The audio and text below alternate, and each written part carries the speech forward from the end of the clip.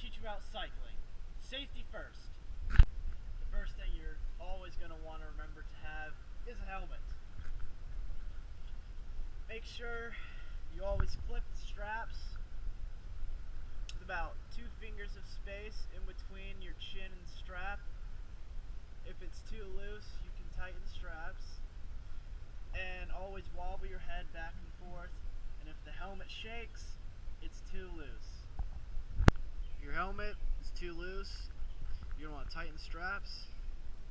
Just like so. Pull it in, and it's tighter. If it's too tight, you're going to do the same thing and then pull from down here, and it will now be looser. Next, you're going to make sure you have proper clothing. Make sure you have some athletic wear on, as well as some tighter clothes that do not get stuck in the chain, and you're also going to want to wear closed-toed shoes so you do not hurt your toes. Does your bike have reflectors? Mine has 3.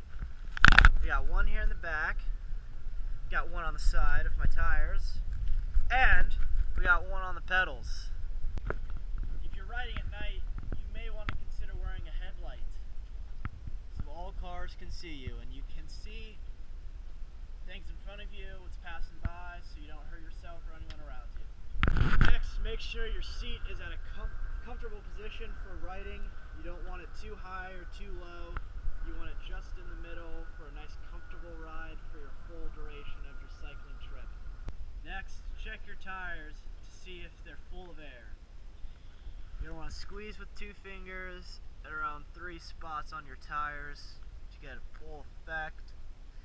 If tires are too low, you're going to want to get your tire pump and fill them up.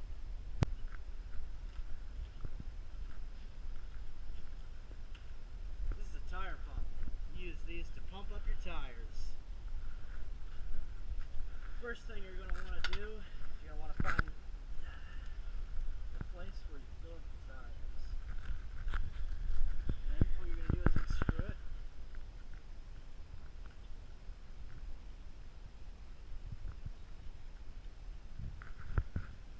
Then get your pump, take it off, you put it on.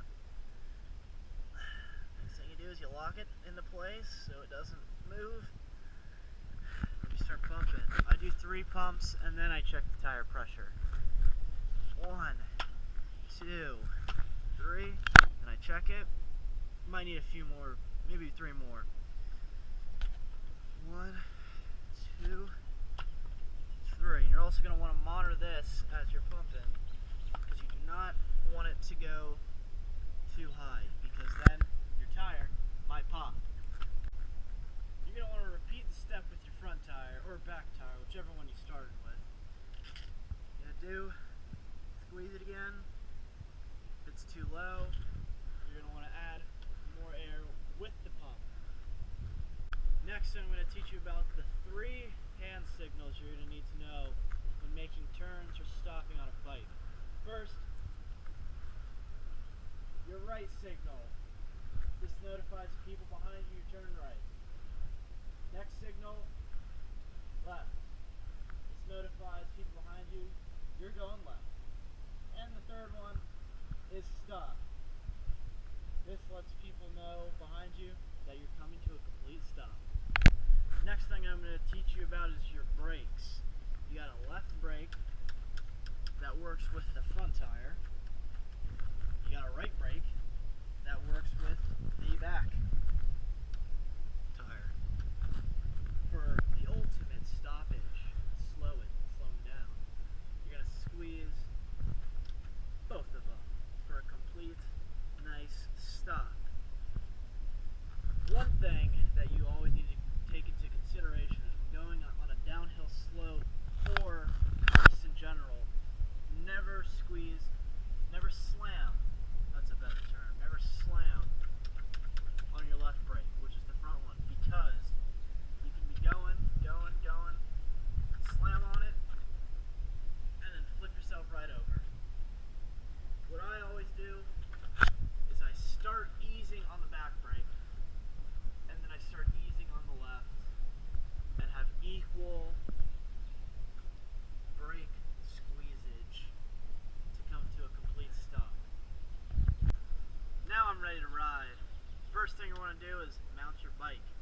I do is I squeeze the left and front brake so the bike doesn't move back and forth. Bring it down, and then I step over with my right foot so the bike is right in between my legs. When I want to start up, I put my right foot on the right pedal with my hands on the brakes so it doesn't move, just like that. And then I push off with my left foot, releasing the brakes, and I'm on my way.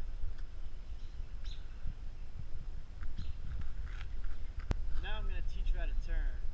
To make a left turn, what you're going to want to do is start easing on both brakes.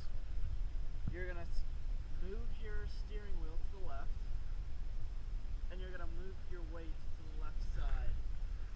So you have all your momentum going to the left to make a nice sharp left turn. Moving to the right, you gotta ease on your brakes again. Bring your steering wheel to the right, and then ease your weight over to the right side.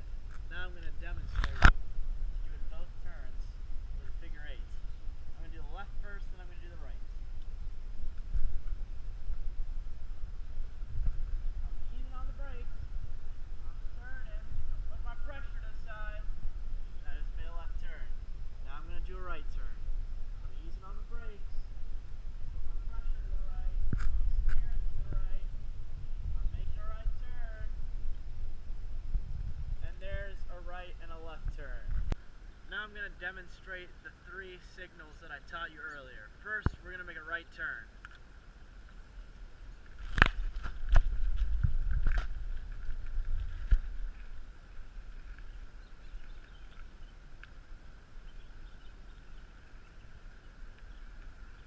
Now I'm going to demonstrate a left-hand turn.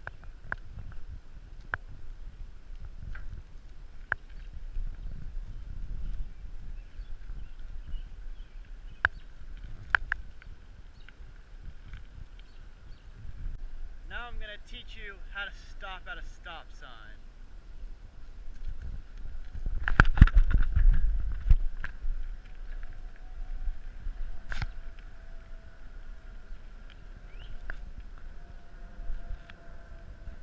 Now that we're at the stop sign, we're going to want to cross the street.